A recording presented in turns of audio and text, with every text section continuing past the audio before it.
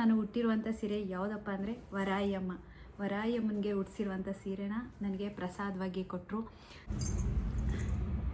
ನಾನು ಕೊರಗಜ್ಜ ಸ್ವಾಮಿಗೆ ಹೋಗಿ ಮುಡುಪನ್ನು ಕಟ್ಟಿ ಆಲ್ರೆಡಿ 4 ವರ್ಷ ಆಯಿತು. ಸೋಷಿಯಲ್ ಮೀಡಿಯಾದಲ್ಲಿ ತುಂಬ ಹುಷಾರಾಗಿರಿ, ಫ್ರೆಂಡ್ಸ್ ಮಾಡ್ಕೋತೀರಾ, ಆದರೆ ಎಷ್ಟಲ್ಲಿರಬೇಕು ಅಷ್ಟಲ್ಲಿರಿ. ನಮಸ್ತೆ, welcome back to my channel. ನಾನು ನಿಮ್ಮ ಸೌಮ್ಯಶ್ರೀ. ಇವತ್ತು ನಾನು ಹುಟ್ಟಿರುವಂಥ ಸೀರೆ ಯಾವುದಪ್ಪ ಅಂದರೆ ವರಾಯಮ್ಮ. ವರಾಯಮ್ಮನಿಗೆ ಉಡಿಸಿರುವಂಥ ಸೀರೆನ ನನಗೆ ಪ್ರಸಾದವಾಗಿ ಕೊಟ್ಟರು. ತುಂಬ ಧನ್ಯವಾದಗಳು. ನಾನು ಅಂದ್ಕೊಂಡೇ ಇರಲಿಲ್ಲ ಅಮ್ಮಂಗೆ ಉಡಿಸಿರುವಂಥ ಸೀರೆ ನನಗೆ ಕೊಡ್ತಾರೆ ಅಂತ. ಒಂಥರ ಅದೃಷ್ಟ ಅಂತಲೇ ಅನ್ಕೋತೀನಿ. ತುಂಬ ದಿನ ಆಗಿತ್ತು ಅವ್ರು ಕೊಟ್ಟು, ಆದರೆ ನಾನು ಮಂಗಳವಾರ ಉಟ್ಕೊಳ್ಳೋಣ, ಈ ಮಂಗಳವಾರ ಅಂದ್ಕೊಂಡು ಬಂದೆ. ಆದರೆ ಇವತ್ತು ಈ ಸೀರೆನ ಉಟ್ಕೊಂಡೆ. ಈ ಸೀರೆನ ಉಟ್ಕೊಂಡು ನನ್ನ ಅನುಭವನ ನಾನು ಶೇರ್ ಮಾಡ್ಕೋತೀನಿ. ವಿಡಿಯೋಗೋಸ್ಕರ ಮಾತಾಡ್ತಾರೆ ಅಂತ ದಯವಿಟ್ಟು ತಪ್ಪು ತಿಳ್ಕೊಬೇಡಿ. ನನ್ನ ಅನುಭವ, ಅಮ್ಮಂಗೆ ಉಡಿಸಿದಂಥ ಸೀರೆನ ನನಗೆ ಕೊಟ್ಟರು. ಈ ಸೀರೆನ ನಾನು ಉಟ್ಕೊಂಡಾಗ ಎಲ್ಲೋ ಒಂದು ಕಡೆ ಒಂದು ಪಾಸಿಟಿವ್ ಎನರ್ಜಿ ಅನ್ನೋದು ನನಗೆ ಕನೆಕ್ಟ್ ಆಯಿತು.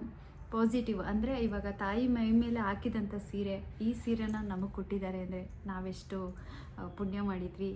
ಮೊನ್ನೆ ಹೀಗೆ ಏನೋ ಅನ್ಕೋತಾ ಇದೆ, ಇರೋ ಸತ್ಯನ ಹೇಳ್ತೀನಿ. ಇವಾಗ ಎಲ್ಲ ಹೆಣ್ಮಕ್ಳಿಗೂ ಒಂದು ಆಸೆ ಅನ್ನೋದು ಇರುತ್ತೆ. ಎಲ್ಲ ಹೆಣ್ಮಕ್ಳಿಗೂ ಆಸೆ ಅನ್ನೋದು ಇರುತ್ತೆ. ಹಾಗೆ ನನಗೂ ಒಂದು ಆಸೆ ಅಂದರೆ, ಇದುವರೆಗೂ ಆ ಥರ ಒಂದು ಏನು ಹೇಳೋದು ಗೊತ್ತಾಗ್ತಾಯಿಲ್ಲ. ನಮ್ಮ ಹತ್ರ ಎಷ್ಟೇ ಸ್ಯಾರಿಗಳಿದ್ರೂ ಆದರೂ ನಮಗೆ ತಾಯಿ ಮನೆಯಿಂದ ಕೊಡುವಂಥ ಉಡುಗೊರೆ ಅಂತ ಇರುತ್ತೆ. ಅರಿಶಿನ, ಕುಂಕುಮ, ಹೂವು, ಬಳೆ ಅಂತ ಕೊಡ್ತಾರೆ ನೋಡಿ. ಅದು ಎಷ್ಟು ಪುಣ್ಯ ಮಾಡಿರ್ಬೇಕಲ್ವ ಅದನ್ನೆಲ್ಲ ತೊಗೋಬೇಕು ಅಂದರೆ.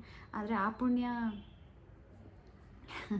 ನನಗೆ ತವ್ರ ಮನೆಗೆ ಹೋಗಬೇಕು, ನನ್ನ ತವ್ರ ಮನೇಲಿ ನನಗೆ ಅರಿಶಿನ ಕುಂಕುಮ ಎಲ್ಲ ಕೊಡ್ತಾರೆ, ವರ್ಷಕ್ಕೊಂದ್ಸಲ ಹೋಗ್ತೀನಿ. ಆ ಥರದ್ದೆಲ್ಲ ಏನಿಲ್ಲ. ಅಮ್ಮನೇ ನನ್ನ ಜೊತೆಗಿದ್ದಾರೆ. ಇಲ್ಲೇ ತವ್ರ ಮನೆ, ಎಲ್ಲ ಮನೆ ನನಗಿದೇ ಆಗಿಬಿಟ್ಟಿದೆ. ಏನೋ ಒಂಥರ ಖುಷಿ ಆಯಿತು. ಅಮ್ಮನ ಸೀರೆ ಇವತ್ತು ತುಂಬಾ ಖುಷಿಗೆ ಕಣ್ಣೀರು ಬರ್ತಿದೆ. ಯಾವುದೇ ಥರ ದುಃಖ ಇಲ್ಲ. ನಿಜವಾಗ್ಲೂ ಎಷ್ಟೇ ಸೀರೆ ತೊಗೊಂಡಿರ್ಬೋದು ನಾನು, ಆದರೆ ಈ ಸೀರೆ ನನಗೆ ತುಂಬಾ ಸ್ಪೆಷಲ್ ಅಂತಲೇ ಅನ್ಕೋತೀನಿ. ಯಾಕೆಂದರೆ ಅಮ್ಮನೇ ನನಗೆ ತಾಯಿನ ನಾನು ನಂಬಿದ್ದೆ. ಆ ತಾಯಿ ನನಗೆ ಯಾವುದೋ ಒಂದು ರೂಪದಲ್ಲಿ ನನಗೆ ಸೇರಬೇಕು ಈ ಸೀರೆನ ಅಂತ ಕಳಿಸ್ಕೊಟ್ರಲ್ಲ. ಹಾಗಾಗಿ ನನಗೆ ತುಂಬಾ ಖುಷಿ ಆಯಿತು. ಜೊತೆಗೆ ನನ್ನ ಮಗಳಿಗೂ ಕೂಡ ಅಮ್ಮ ಕರುಣಿಸಿದ್ದಾಳೆ. ಹಂಗಾಗಿ ತುಂಬ ಖುಷಿ ಆಯಿತು. ಮತ್ತು ನಿಮ್ಮ ಹತ್ರ ನಾನು ಈ ವಿಷಯನ ಹಂಚ್ಕೋಬೇಕು ಅಂತ ಹೇಳಿ ನಾನು ಬಂದೆ. ಏನೋ ಗೊತ್ತಿಲ್ಲ, ಸಿಕ್ಕಾಬಟ್ಟೆ ಈಗ ದೇವರು, ದೇವಸ್ಥಾನ, ಮನೆ, ಇಷ್ಟು ಒಂದು ದೇವಸ್ಥಾನಕ್ಕೆ ನೋಡಿ, ನಾನು ಸಾಮಾನ್ಯವಾಗಿ ಎಲ್ಲೂ ಹೋಗಲ್ಲ. ಒಂದು ದೇವಸ್ಥಾನಕ್ಕೆ ಹೋಗಬೇಕು ಅಂದರೆ ಪಟ್ಟಂತ ಹೋಗ್ಬಿಡ್ತೀನಿ, ರೆಡಿ ಆಗ್ಬಿಟ್ಟು. ದೇವಸ್ಥಾನ ಅಂದರೆ ಹೋಗ್ತೀನಿ.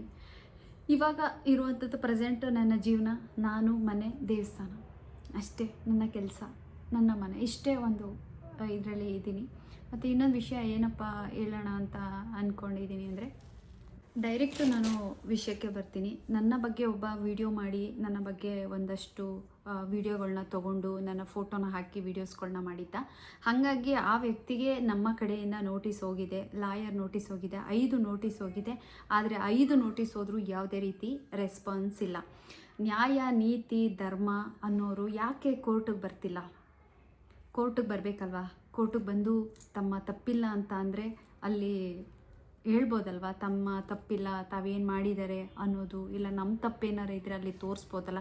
ಯಾಕೆ ಕೋರ್ಟ್ಗೆ ಬರ್ತಿಲ್ಲ? ಯಾಕೆ ನೋಟಿಸ್ ತೊಗೋತಿಲ್ಲ? ಅವತ್ತು ವಿಡಿಯೋ ಮಾಡಿ ಇವ್ರು ಹಾಗೆ, ಇವ್ರು ಹಿಂಗೆ ಮಾಡ್ತಾರೆ ಅಂತ ಏನೇನೇನೋ ಅಪಪ್ರಚಾರ ಮಾಡೋ ಥರ ವೀಡಿಯೋಸ್ಗಳನ್ನ ಮಾಡಿದಾಗ, ವಿಡಿಯೋ ಮಾಡುವಾಗ ಇರುವಂಥ ಧೈರ್ಯ, ವಿಡಿಯೋ ಮಾಡಬೇಕಾದ್ರೆ ಮಾತಾಡಬೇಕಾಗಿರುವಂಥ ತಾಕತ್ತು, ಧೈರ್ಯಗಳು ಯಾಕಿಲ್ಲ? ಒಂದು ಹೆಣ್ಮಗಳು ತನ್ನ ಪಾಡಿಗೆ ತಾನು ಕೆಲಸ ಮಾಡಿಕೊಂಡು, ನಾನು ಎಷ್ಟು ವರ್ಷದಿಂದ ನಾನು ವೀಡಿಯೋಗಳನ್ನ ಮಾಡಿಕೊಂಡು ಬಂದಿದ್ದೀನಿ. ನನ್ನ ಪಾಡಿಗೆ ನಾನಾಯಿತು, ನನ್ನ ಕೆಲಸ ಆಯಿತು, ನನ್ನ ಅಂದ್ಕೊಂಡು ನಾನು ಹೋಗ್ತಿದ್ದೀನಿ. ನನ್ನಿಂದ ಒಂದು ಸ್ವಲ್ಪ ಜನ ನನ್ನನ್ನು ನೋಡಿ ಪೂಜೆ ಮಾಡ್ತಿದ್ದಾರೆ. ನಾನು ಯಾವುದೇ ಆಗಲಿ ಮನೆ ಹಾಳು ಮಾಡೋದು, ಇನ್ನೊಂದು ಕೆಟ್ಟದಾಗಲಿ ಇನ್ನೊಂದೇ ಆಗಲಿ ತೋರಿಸಿಲ್ಲ. ಪೂಜೆ ಮಾಡಿ, ನಾನು ಪೂಜೆ ಮಾಡೋದನ್ನು ನಾನು ತೋರಿಸಿದ್ದೀನಿ. ಅದನ್ನು ಕಲಿತು ತುಂಬ ಜನ ಪೂಜೆ ಮಾಡ್ತಿದ್ದಾರೆ. ಆಯಿತಾ? ರಾಯರಿರೋದು ಸತ್ಯ, ಹೂವು ಕೊಡೋದು ಸತ್ಯ, ಇಲ್ಲ ಅಂತಲ್ಲ. ಯಾರೂ ನಾನು ಮನೆಗೆ ಬನ್ನಿ, ನಾನು ಹೂವು ಕೇಳ್ತೀನಿ ಅಂತ ಕೇಳಲಿಲ್ವಲ್ಲ, ಯಾರೂ ಕೂಡ ಕರೀಲಿಲ್ವಲ್ಲ. ನಾನು ಇವಾಗ ಕೇಳ್ತಾ ಇರೋದಿಷ್ಟೇ. ನಾನು ಕೋರ್ಟಲ್ಲಿ ಕೇಸ್ ಮಾಡಿದ್ದೀನಲ್ವಾ, ನೋಟಿಸ್ ಹೋಗಿದೆಯಲ್ವಾ, ಕೆಲಸ ಮಾಡೋ ಜಾಗಕ್ಕೆ, ಹೋಟೆಲಲ್ಲಿ ಕೆಲಸ ಮಾಡ್ತಾನೆ ಆ ಜಾಗಕ್ಕೆ ಕಳಿಸ್ಕೊಟ್ಟಿದ್ದೀವಿ, ಅವ್ರ ಊರಿಗೆ ನಾವು ಕಳಿಸ್ಕೊಟ್ಟಿದ್ದೀವಿ, ಆ ಊರಿಗೆ ಮತ್ತು ಅವ್ನು ಮಾಡೋ ಕೆಲಸ ಎರಡು ಕಡೆನೂ ನೋಟಿಸ್ ಹೋಗಿದೆ. 5 ನೋಟಿಸು, ಒಂದಲ್ಲ ಎರಡಲ್ಲ 5 ನೋಟಿಸ್ ಹೋಗಿದೆ. ಆದರೆ ಕೋರ್ಟ್ಗೆ ನಾವು ಯಾರೇ ಆಗ್ಬೋದು ತಲೆ ಬಾಗಲೇಬೇಕು. ಕೋರ್ಟಿಂದ ನೋಟಿಸ್ ಹೋಗಿದೆ ಅಂದರೆ ನಾವು ತಲೆ ಬಾಗಲೇಬೇಕು. ಆದರೆ ಈ ವ್ಯಕ್ತಿ ಯಾವುದೇ ರೀತಿ ಕೋರ್ಟಿಂದ ನೋಟಿಸ್ ಹೋದರೂ ನಾನು ಆ ಜಾಗದಲ್ಲಿ ಇಲ್ಲ ಅಂಥೇಳಿ ರಿಟರ್ನ್ ಆಗ್ತಾಯಿದ್ದಾರೆ. ಊರಿಗೆ ಕಳಿಸಿದರೆ ಅಲ್ಲಿಲ್ಲ ಅಂತ ವಾಪಸ್ ಬರ್ತಿದೆ. ಅದಾದಮೇಲೆ ಆ ವ್ಯಕ್ತಿ ಕೆಲಸ ಮಾಡುವಂಥ ಜಾಗದಲ್ಲಿ ಅಲ್ಲಿಗೆ ಕಳಿಸಿದರೆ ಇಲ್ಲಿ ಆ ವ್ಯಕ್ತಿ ಇಲ್ಲ ಅಂಥೇಳಿ ಅದು ರಿಟರ್ನ್ ಬಂದಿದೆ. 5 ನೋಟಿಸ್ ಇವಾಗ ಆಲ್ರೆಡಿ ಬಂದಿರೋದು. ಅದರದ್ದು ದಾಖಲಾತಿ ಎಲ್ಲ ಕಂಪ್ಲೀಟು ನನ್ನ ಹತ್ರ ಇದೆ. ಮತ್ತು ಇನ್ನೊಂದೇನೆಂದರೆ ಇದು ಲಾಸ್ಟ್ ನೋಟಿಸ್. ಇವಾಗ ಲಾಸ್ಟ್ ನೋಟಿಸ್ ಹೋಗಿದೆ. ಮುಂದಿನ ತಿಂಗಳು ಕೇಸ್ ಇದೆ. ಆ ಕೇಸಿಗೆ ಏನಾದರೂ ಅವರು ಅಟೆಂಡ್ ಆಗಿಲ್ಲ, ಬಂದಿಲ್ಲ ಅಂದರೆ ಇದು ಬೇರೆ ಥರ ಕ್ರಮ ತಗೊಳ್ತಾರೆ. ಇದು ಬೇರೆ ಥರನೇ ಹೋಗುತ್ತೆ. ಹಾಗಾಗಿ ವಿಡಿಯೋ ಮಾಡಿ ಅಷ್ಟು ದೊಡ್ಡದಾಗಿ ಒಬ್ಬರು ಹೆಣ್ಮಗಳನ್ನ ಅವಳಾಗೆ ಹೀಗೆ ಅವಳು ಇಷ್ಟು ತೆಗಿತೀನಿ ಅಂತ ಇಷ್ಟು ಏನೇ ತೆಗಿಬೇಕು ಏನೇ ಮಾತಾಡಬೇಕು ಅಂದರೂ ನಾನೊಂದು ವೇದಿಕೆನ ಕೊಟ್ಟಿದ್ದೀನಲ್ಲ. ನಾನು ಪರ್ಸ್ನಲಿ ಎಲ್ಲೂ ಕರೆದಿಲ್ಲ. ನಾನು ಪರ್ಸ್ನಲಿ ಬಾಪ ನೀನು ನಾನು ಮಾತಾಡಬೇಕು ಅಂತ ಕರೆದಿಲ್ಲ. ಅದಾದಮೇಲೆ ನನಗೆ ಸಾವಿನ ಬೆದರಿಕೆ ಹಾಕಿದ್ದಾರೆ, ನನಗೆ ಕೊಲೆ ಬೆದರಿಕೆ ಹಾಕಿದ್ದಾರೆ. ಎಲ್ಲಿ ರಾಮನಗರ ಬಂದು ಸೌಮ್ಯಶ್ರೀ ನನಗೆ ಕಣ್ಣನ್ನು ಮೆಡ್ರಿಸ್ಬಿಟ್ರು ಅಂತ ಹೇಳಿ ನನ್ನ ಮೇಲೆ ಇಲ್ಲದೇ ಇರೋ ಆಪಾದನೆ, ವಿಡಿಯೋ ಮಾಡಿದ್ದೆ ಅವನು, ವಿಡಿಯೋ ಮಾಡಿದಲ್ದೇ ನನ್ನ ಮೇಲೆ ಆಪಾದನೆ, ನನ್ನನ್ನು ಕೊಲೆ ಮಾಡೋಕ್ಕೆ ಇದು ಮಾಡಿದ್ದಾರೆ ಅಂತ ಹೇಳಿ ರಾಮನಗರ ಸ್ಟೇಷನ್ಗೆ ಹೋಗಿ ಕಂಪ್ಲೇಂಟ್ ಮಾಡ್ದೆ. ಅಲ್ಲಿಂದ ನನಗೆ ಫೋನ್ ಬಂತು. ನಾನು ರಾಮನಗರ ಸ್ಟೇಷನ್ಗೆ ಹೋದೆ. ಅಲ್ಲಿ ನನ್ನ ಹೇಳಿಕೆನ ಕೊಟ್ಟು ಬಂದೆ. ಅದರಲ್ಲಿ ಇರುವಂಥದ್ದೇನು, ಈ ಅಮ್ಮಂಗೆ ಸೀರೆ ಎಲ್ಲಿ ಬರುತ್ತೆ, ಈ ಅಮ್ಮ ಅಷ್ಟು ದೊಡ್ಡ ಮನೇಲಿದ್ದಾಳೆ ಹೆಂಗೆ, ಆಮೇಲೆ ರಾಯರಿಗೆ ಪ್ರತಿ ವಾರ ಹೂವು ಎಲ್ಲಿಂದ ತತ್ತ, ಈ ಥರ ಎಲ್ಲ ನಾನಾ ರೀತಿ ಕ್ವಶನ್ಗಳನ್ನ ಕೇಳಿದ್ದಾಳೆ. ಅದಕ್ಕೆಲ್ಲ ನಾನು ಉತ್ತರ ಕೊಡ್ತೀನಿ. ನನಗೆ ಸೀರೆ ಎಲ್ಲಿಂದ ಬರುತ್ತೆ, ನಾನು ವಾರಕ್ಕೆ ಎಲ್ಲಿಂದ ಹೂವು ಹಾಕ್ತೀನಿ, ನಾನು ಏನು ಕೆಲಸ ಮಾಡ್ತೀನಿ, ನಾನು ಏನು ಮಾಡ್ತಿದ್ದೀನಿ, ಪ್ರತಿಯೊಂದಕ್ಕೂ ನಿನಗೆ ಉತ್ತರ ಸಿಗಬೇಕು ಅಂದರೆ ಏನು ಮಾಡಬೇಕು, ಕೋರ್ಟಿಗೆ ಬರಬೇಕಲ್ವಾ. ನಾನೇ ಕೋರ್ಟಲ್ಲಿ ಕೇಸ್ ಮಾಡಿದ್ದೀನಲ್ಲ ನಿನ್ನ ಮೇಲೆ, ಯಾಕೆ ಬರ್ತಿಲ್ಲ? ರಾಮನಗರ ಸ್ಟೇಷನ್ಗೆ ಹೋಗಿ ನಾನು ಇರುವಂಥ ಏರಿಯಾದಲ್ಲಿ ಪುಟ್ಟೇನಹಳ್ಳಿ ಸ್ಟೇಷನಲ್ಲಿ ಹೋಗಿ ಕಂಪ್ಲೇಂಟ್ನ ಮಾಡಿದಾಗ ಎಷ್ಟೇ ಒಂದು ಫೋನ್ ಕರೆ ಬಂದ್ರೂ ಬಂದಿಲ್ಲ. ಇವಾಗ ರಾಮನಗರದಲ್ಲಿ ಈ ವ್ಯಕ್ತಿ ಹೋಗಿ ಕಂಪ್ಲೇಂಟ್ ಮಾಡಿದಾಗ ಕೊಲೆ ಬೆದರಿಕೆ, ನಾನು ಒಂದು ಹೆಣ್ಣೆಂಗ್ಸು, ನಾನು ಯಾಕೆ ಕೊಲೆ ಬೆದರಿಕೆ ಹಾಕಲಿ? ವಿಡಿಯೋ ಮಾಡಿರೋ ನೀವು ನನ್ನ ಬಗ್ಗೆ ಮಾತಾಡಿರೋದು ಈ ವ್ಯಕ್ತಿನೇ ವಿಡಿಯೋ ಮಾಡಿಬಿಟ್ಟು ಇವರೇ ಹೋಗ್ಬಿಟ್ಟು ನನಗೆ ಕೊಲೆ ಬೆದರಿಕೆ ಯಾಕೆ? ನಾವಂಥ ಕಟುಗ್ರಲ್ಲ, ನಮ್ಗೆ ಅಂಥದ್ದಿಲ್ಲ. ನಾವು ಬೇರೆಯವರು ಉಸಾಬರಿಗೆ ನಾವು ಹೋಗೋದೇ ಇಲ್ಲ. ನಾವು ಯಾವಾಗಲೂ ನಮ್ಮ ಮನೆಯಲ್ಲಿ ಕಲಿಸ್ಕೊಟ್ಟಿರೋದಿಷ್ಟೇ, ನೀನಾಯಿತು ನಿನ್ನ ಕೆಲಸ ಆಯಿತು ಅಂತ ಇರೋವಂಥ ಅದೇ ರೀತಿ ನಾವಿರೋದು. ಇಲ್ಲದೇ ಇರೋದೆಲ್ಲ ಅಪವಾದನೆ ನೀನು ನನ್ನ ಮೇಲೆ ಹಾಕಿರೋದಕ್ಕೆ ಬಾ, ಉತ್ತರ ಕೊಡು. ಕೋರ್ಟ್ಗೆ ಯಾಕೆ ಬರ್ತಿಲ್ಲ? ನೋಟಿಸ್ ಯಾಕೆ ತಗೊತಿಲ್ಲ? ನೋಟಿಸ್ ತಗೋಬೇಕಲ್ವಾ? ನೋಡೋಣ, ಮುಂದಿನ ತಿಂಗಳಿದೆ. ಆ ನೋಟಿಸು ತಗೊಂಡಿಲ್ಲ ಅಂದರೆ ನೆಕ್ಸ್ಟು ಏನಾಗುತ್ತೆ ಅನ್ನೋದು ನಾನು ನಿಮ್ಮ ಮುಂದೆ ಇಡ್ತೀನಿ. ಅದಾದಮೇಲೆ ಇನ್ನೊಬ್ಬರು ನಮಗೆ ದುಡ್ಡು ಕೊಡಬೇಕಿತ್ತು. ಅವರು ನಮಗೆ ಇದೇ ಥರ ಸೋಷಿಯಲ್ ಮೀಡಿಯಾದಲ್ಲಿ ಪರಿಚಯ ಆಗಿ ಅವರು ನಮ್ಮ ಹತ್ರ ದುಡ್ಡನ್ನ ಈಸ್ಕೊಂಡ್ರು. ಅದಕ್ಕೆ ದಾಖಲಾತಿಗಳು ನಮ್ಮ ಹತ್ರ ಎಲ್ಲ RTGS ಮಾಡಿರೋದು ಪ್ರತಿಯೊಂದು ಕೂಡ ನಮ್ಮ ತಾಯಿ ಹತ್ರ, ನಮ್ಮ ತಾಯಿ ಅಕೌಂಟಿಂದ ಹೋಗಿರೋದು. ಹಾಗಾಗಿ ನಾವು ಕೂಡ ಅವ್ರಿಗೆ ನೋಟಿಸ್ ಕಳಿಸ್ತಾ ಇದ್ದೀವಿ. ಆದರೆ ಅವರು ಕೂಡ ಯಾವುದೇ ರೀತಿ ಇಲ್ಲಿಲ್ಲ ಅಂಥೇಳಿ ನೋಟಿಸ್ನ ತೊಗೋತಾ ಇಲ್ಲ. ಒಬ್ಬರು ನನ್ನ ಮೇಲೆ ಸೋಷಿಯಲ್ ಮೀಡಿಯಾದಲ್ಲಿ ನನ್ನ ಬಗ್ಗೆ ಅಪಪ್ರಚಾರ ಮಾಡಿರೋರು ಕೂಡ ನಾನು ನೋಟಿಸ್ ಕಳಿಸ್ತಾ ಇದ್ದೀನಿ ತೊಗೋತಾ ಇಲ್ಲ. ಅದಾದಮೇಲೆ ಒಬ್ಬ ವ್ಯಕ್ತಿ, ಆ ವ್ಯಕ್ತಿನೂ ಅಷ್ಟೇ, ಅವರು ಗಂಡ ಹೆಂಡತಿ ಇಬ್ಬರೂ ಕೂಡ ಯಾವುದೇ ರೀತಿ ನೋಟಿಸು ತೊಗೋತಿಲ್ಲ. ಆ ಜಾಗಕ್ಕೆ ಹೋದಾಗ ಅವರು ಇಲ್ಲ ಅಂತಲೇ ಹೇಳಿದ್ರು. ಈಗೇನೋ ಕಂಪ್ಲೀಟು ಅದು ಕ್ಲೋಸ್ ಆಗಿದೆ, ಯಾರೂ ಇಲ್ಲ ಅಂತ ವಿಷಯನೂ ಕೂಡ ಬಂತು. ಈಗ ಏನು ಮಾಡೋದು ಹೇಳಿ? ಕೋರ್ಟಲ್ಲಿ ಕೇಸ್ ಮಾಡಿದ್ದೀವಿ, ನಮಗೆ ದುಡ್ಡು ಕೊಡಬೇಕು ಅಂತ. ಈ ಕಡೆ ನೋಟಿಸು ತೊಗೋತಾ ಇಲ್ಲ. ಹೆಂಗಿದೆ? ಅಲ್ಲೇ ಇದ್ಕೊಂಡು ಇಲ್ಲ ಅಂತ ಹೇಳ್ತಾರೆ. ಕೋರ್ಟ್ಗೆ ಬದ್ಧವಾಗಿ ನಿಂತ್ಕೋಬೇಕು. ನೋಡಿದ್ರೆ ಇವರು ಯಾವುದೇ ರೀತಿ ಕೋರ್ಟ್ಗೆ ಬದ್ಧವಾಗಿ ನಿಂತ್ಕೋತಾ ಇಲ್ಲ. ನೆಕ್ಸ್ಟು ಇವಾಗ ಲಾಸ್ಟ್ ವಾರ್ನಿಂಗು ಇಬ್ರಿಗೂ ಅಷ್ಟೇ. ನನ್ನ ಮೇಲೆ ನನಗೆ ಇವಾಗ ಪ್ರೆಸೆಂಟ್ ಯಾರು ನಮಗೆ ದುಡ್ಡು ಕೊಡಬೇಕು ಸೋಷಿಯಲ್ ಮೀಡಿಯಾದಲ್ಲಿ ನಮಗೆ ಪರಿಚಯ ಆಗಿ ನಮಗೆ ಚೀಟ್ ಮಾಡಿದ್ರು, ಅವ್ರ ಮೇಲೂ ಕೂಡ ನಾವು ಕೇಸ್ ಮಾಡಿದ್ದೀವಿ. ಆದರೆ ಅವರು ಯಾವುದೇ ರೀತಿ ನೋಟಿಸ್ ತೊಗೊತಾ ಇಲ್ಲ. ನೋಡೋಣ ನೆಕ್ಸ್ಟು ಏನಾಗುತ್ತೆ ಅಂತ ಕೋರ್ಟು ತೀರ್ಮಾನ ತಗೊಳ್ಳುತ್ತೆ. ಯಾಕೆಂದರೆ ಲಾಸ್ಟ್ ನೋಟಿಸ್ ಇಬ್ರಿಗೂ ಅಷ್ಟೇ ಲಾಸ್ಟ್ ನೋಟಿಸ್ ಹೋಗುತ್ತೆ. ನೆಕ್ಸ್ಟು ಕೋರ್ಟ್ ಏನು ತೀರ್ಮಾನ ತಗೊಳುತ್ತೆ ಅದ್ರ ಮೇಲೆ ನಾವು ನಿಂತ್ಕೋಬೇಕು ಅಷ್ಟೇ. ಈಗ ನಾವು ಅವ್ರಿಗೆ ದುಡ್ಡು ಕೊಟ್ಟಿದ್ದೀವಿ ಅಲ್ವಾ? ನಮ್ಮ ದುಡ್ಡು ಕೊಟ್ಟಿರೋದಕ್ಕೆ ನಮ್ಮ ಹತ್ರ ದಾಖಲಾತಿ ಇದೆ. ಅವರು ಏನು ಹೇಳ್ತಾರೆ, ನಮ್ಗೆ ಯಾವ ದುಡ್ಡು ಕೊಟ್ಟಿಲ್ಲ, ಏನು ಕೊಟ್ಟಿಲ್ಲ ಅಂತ ಅಂದಮೇಲೆ ಬಂದು ಕೋರ್ಟಿಗೆ ನಿಂತ್ಕೋಬೋದಲ್ಲ, ಫೈಟ್ ಯಾಕೆ ಮಾಡ್ತಿಲ್ಲ, ಯಾಕೆ ಬರ್ತಿಲ್ಲ ಕೋರ್ಟ್ಗೆ? ನಾನು ಕೇಳೋದು. ಇದೇ ಸೋಷಿಯಲ್ ಮೀಡಿಯಾದಲ್ಲಿ ಪರಿಚಯ ಆಗಿ ನಮ್ಮ ಹತ್ರ ದುಡ್ಡು ಇಸ್ಕೊಂಡು ನಮಗೆ ಮೋಸ ಮಾಡಿದ್ರಲ್ಲ, ನಾವು ಅವ್ರ ಮೇಲೆ ಕೋರ್ಟಲ್ಲಿ ಕೇಸ್ ಮಾಡಿದ್ದೀನಿ. ಲಾಯರ್ನ ಇಟ್ಟು ಫಸ್ಟ್ ಒಂದು ಲಾಯರ್ನ ಇಟ್ವಿ, ಅದರಲ್ಲೂ ಕೂಡ ನಮಗೆ ಮೋಸ ಆಯಿತು. ಅಲ್ಲಿ ಏನು ಮಾಡಿದ್ರು ಏನೋ ನಮಗೆ ಗೊತ್ತಿಲ್ಲ. ಇಷ್ಟೊಂದು ಕೇಸ್ ಎಂಡ್ ಆಗಬೇಕಿತ್ತು. ಕೊನೆಗೆ ಫಸ್ಟು ಲಾಯರ್ ಇಟ್ಟಿದ್ವಿ, ಅಲ್ಲಿ ನಮ್ಗೆ ಏನಾಯಿತು ಏನೋ ದೇವ್ರಿಗೆ ಗೊತ್ತು. ಅದು ಹೋಯ್ತು. ಅಲ್ಲಿಂದ ನಾವು ಕೇಸ್ನ ಈಸ್ಕೊಬಂದು ಮತ್ತೆ ಬೇರೆ ಲಾಯರ್ಗೆ ಕೊಟ್ವಿ. ಅವರು ನೋಟಿಸ್ ಕಳಿಸ್ತಾನೆ ಇದ್ದಾರೆ, ಆದರೆ ಅಲ್ಲಿ ಯಾರೂ ಇಲ್ಲ ಅಂತಲೇ ಬರ್ತಿದೆ.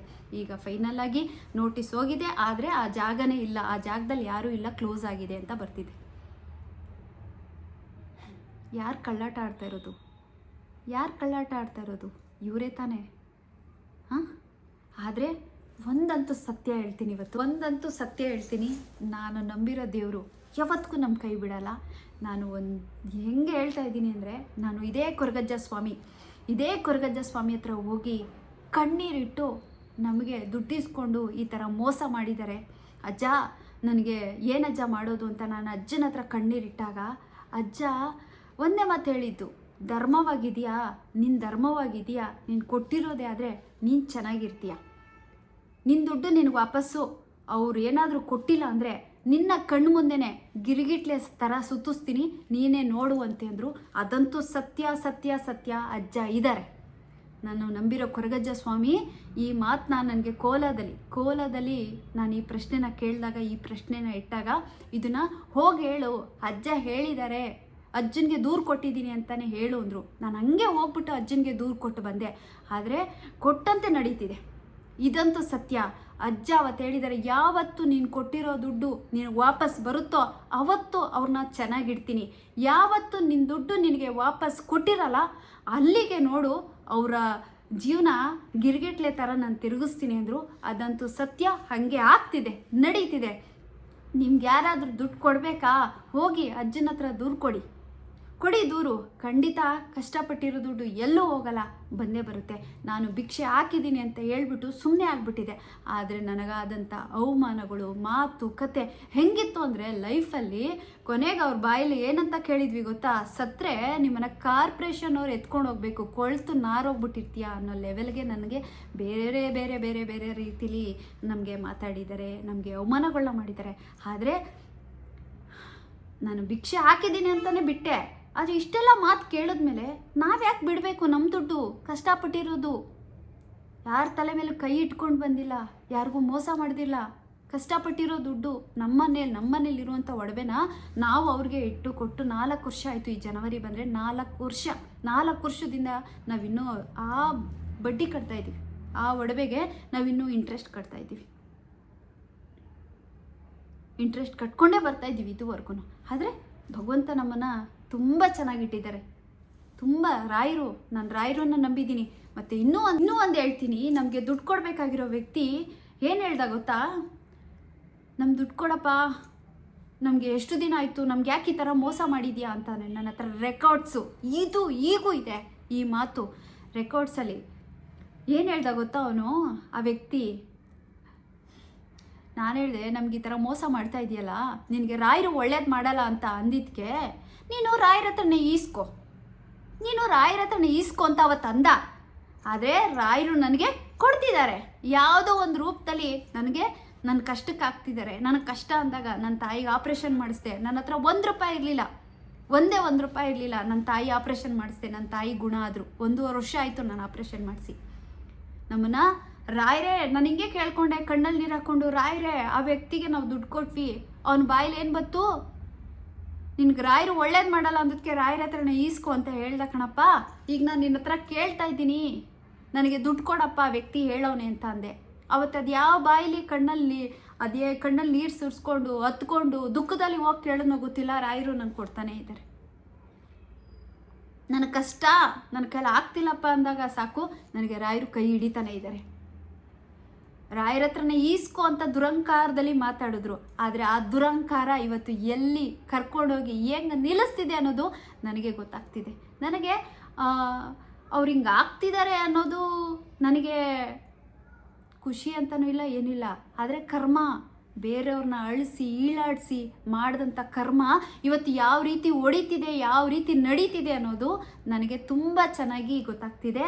ರಾಯರಿದ್ದಾರೆ, ಕೊರಗಜ್ಜ ಸ್ವಾಮಿನೂ ಕೂಡ ನನಗೆ ಭಾಷೆ ಕೊಟ್ಟಿದ್ದಾರೆ. ನಿನ್ನ ದುಡ್ಡು ನಿನಗೆ ಯಾವತ್ತು ಕೊಡ್ತಾರೋ ಅವತ್ತು ಅವ್ರು ಚೆನ್ನಾಗಾಗ್ತಾರೆ. ನಿನ್ನ ದುಡ್ಡು ನಿನ್ನ ಮನೆ ಬಾಗ್ಲಿಗೆ ಬರಲಿಲ್ಲ ಅಂದರೆ ಗಿರಿಗಿಟ್ಲೆ ಥರ ಸುತ್ತುತ್ತಾರೆ. ನೆಲೆ ಒಂದು ಕಡೆನೂ ಕೂಡ ನಾನು ನೆಲೆ ಕೊಡಲ್ಲ ಅಂತ ಅಂದರು.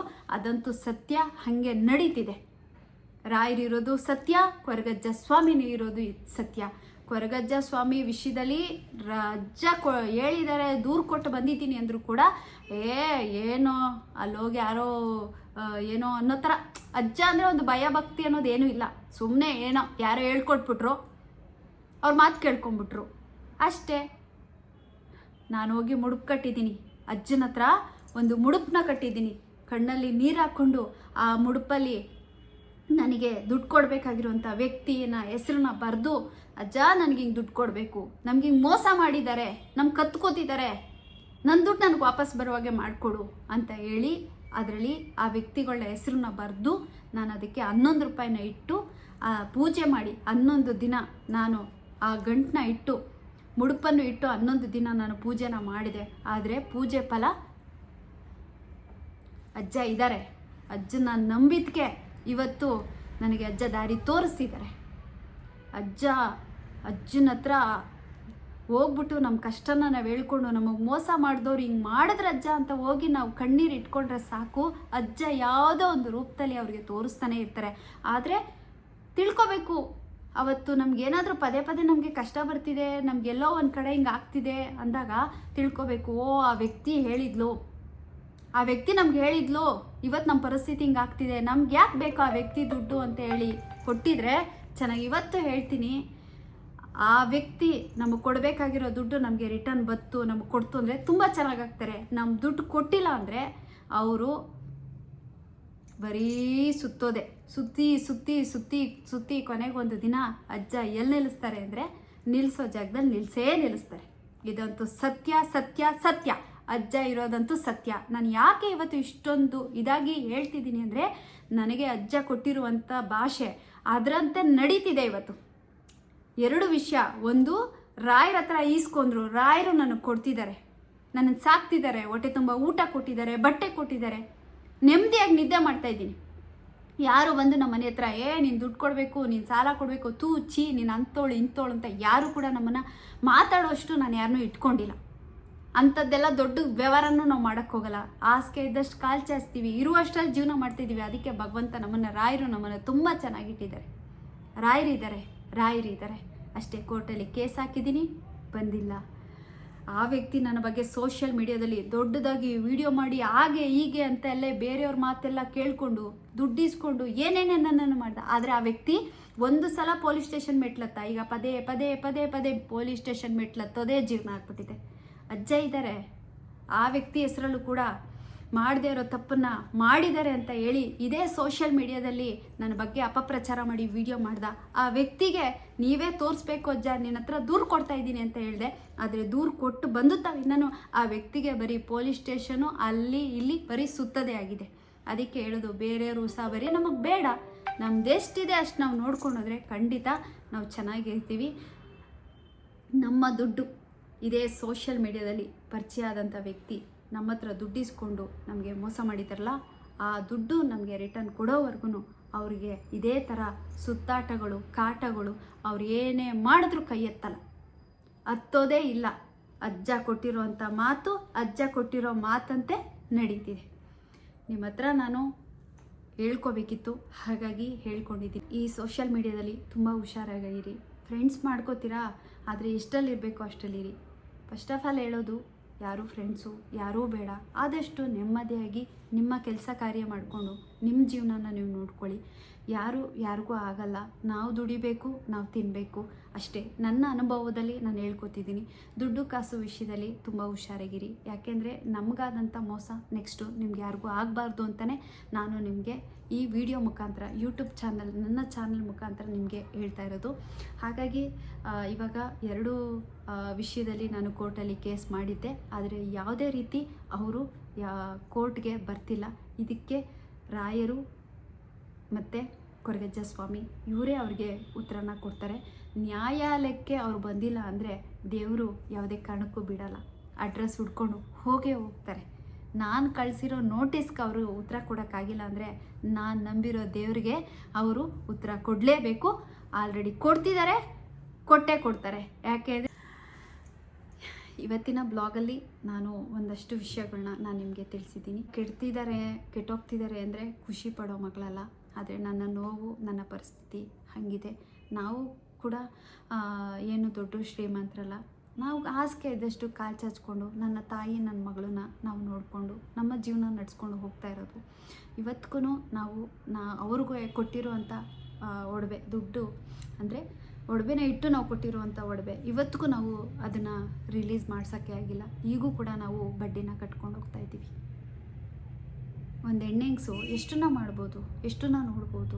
ಯಾರೋ ಏನೋ ಪರಿಚಯ ಆದರು ಅಂತೇಳಿ ನಂಬಿ ನಾವು ಅವ್ರಿಗೆ ದುಡ್ಡು ಕೊಟ್ವಿ, ಆದರೆ ಅವರು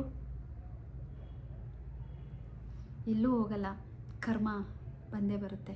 ನಾವೇನು ಮಾಡಿರ್ತೀವಿ ನಮ್ಗೆ ಅದು ಸಿಗುತ್ತೆ. ನಾನು ಒಳ್ಳೆಯದನ್ನು ನಾನು ದುಡ್ಡು ಕೊಟ್ಟಿದ್ದೀನಿ, ಅದಕ್ಕೆ ಭಗವಂತ ಎಲ್ಲೋ ಒಂದು ಕಡೆ ಯಾವುದೋ ಒಂದು ರೂಪದಲ್ಲಿ ನನ್ನನ್ನು ಕಾಪಾಡ್ತಾ ಇದ್ದಾರೆ, ತಳ್ತಾ ಇದ್ದಾರೆ, ಹೋಗು ಮಳೆ ಅಂತ. ನಾನು ಕೊರಗಜ್ಜ ಸ್ವಾಮಿಗೆ ಹೋಗಿ ಮುಡುಪನ್ನು ಕಟ್ಟಿ ಆಲ್ರೆಡಿ 4 ವರ್ಷ ಆಯಿತು. ಮತ್ತು ಕೋಲ ನಡೀತಿತ್ತು. ಕೋಲದಲ್ಲಿ ಹೋದಾಗ ನಾನು ಈ ಥರ ಒಬ್ಬರಿಗೆ ದುಡ್ಡು ಕೊಟ್ಟಿದ್ವಿ, ಈ ಥರ ಈಸ್ಕೊಂಡು ನಮಗೆ ಮೋಸ ಮಾಡಿದ್ದಾರೆ ಅಂತ ನಾನು ಒಪ್ಪಿಸಿದಾಗ ಅಜ್ಜನಿಗೆ ನಾನು ದೂರು ಕೊಟ್ಟಾಗ ಅಜ್ಜ ಹೇಳಿದ್ದು, ನನ್ನ ದುಡ್ಡು ನಿನಗೆ ವಾಪಸ್ ಬರೋವರೆಗೂ ಅವರೇ ನಿನ್ನ ದುಡ್ಡು ನನಗೆ ವಾಪಸ್ ಕೊಟ್ಟರೆ ಅವ್ರ ಲೈಫು, ಅವ್ರ ಜೀವನ ಚೆನ್ನಾಗಿಟ್ಟಿರ್ತೀನಿ, ಇಲ್ಲ ಅಂದರೆ ಗಿರ್ಗಿಟ್ಲೆ ಥರ ಸುತ್ತಿಸ್ತೀನಿ ಅಂದರು. ಅದಂತೂ ಸತ್ಯನೇ ಆಯಿತು. ಅಜ್ಜ ಇದ್ದಾರೆ, ರಾಯರಿದ್ದಾರೆ. ದೇವ್ರನ್ನ ನಂಬೋಣ, ಎಲ್ಲೋ ಒಂದು ಕಡೆ ದಾರಿ ಕೊಡ್ತಾರೆ ಅಷ್ಟೇ. ನಾವು ಕೊಟ್ಟಿರೋ ದುಡ್ಡಿಗೆ ದಂಡ ಕಟ್ಟಲೇಬೇಕು, ಯಾವ ಹೊತ್ತಲ್ಲಾದ್ರೂ ಕಟ್ಟಲೇಬೇಕು, ಕಟ್ತಾ ಇದ್ದಾರೆ ಅಷ್ಟೇ. ನೋಡೋಣ ನೆಕ್ಸ್ಟ್ ಕೇಸಲ್ಲಿ ಏನಾಗುತ್ತೆ ಅನ್ನೋದನ್ನು ನಾನು ನಿಮಗೆ ನನ್ನ ಯೂಟ್ಯೂಬ್ ಚಾನಲಲ್ಲೇ ತಿಳಿಸ್ಕೊಡ್ತೀನಿ. ಆದಷ್ಟು ಈ ವಿಡಿಯೋನ ಶೇರ್ ಮಾಡಿ, ಸಪೋರ್ಟ್ ಮಾಡಿ. Thank you.